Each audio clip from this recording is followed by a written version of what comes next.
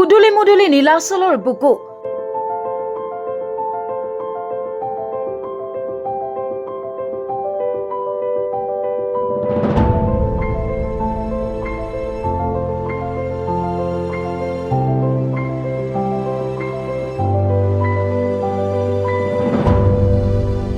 22 জুনৰ পৰা 8:43:39 পবিত্ৰৰ লগে লগেই আৰম্ভ হ'ব অম্বুবাচী।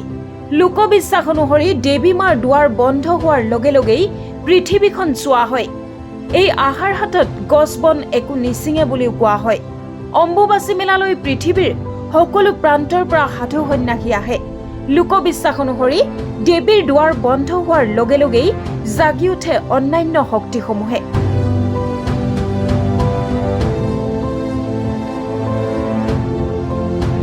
আৰু এই অদৃশ্য শক্তিসমূহৰ পৰা শক্তি আহৰণ কৰিবলৈ নীলাচলৰ প্ৰান্তে প্ৰান্তে আনকি শ্মশানসমূহতো দিনে নিশাই তন্ত্ৰ মন্ত্ৰত ব্যস্ত থাকে সাধু সন্যাসীসকল।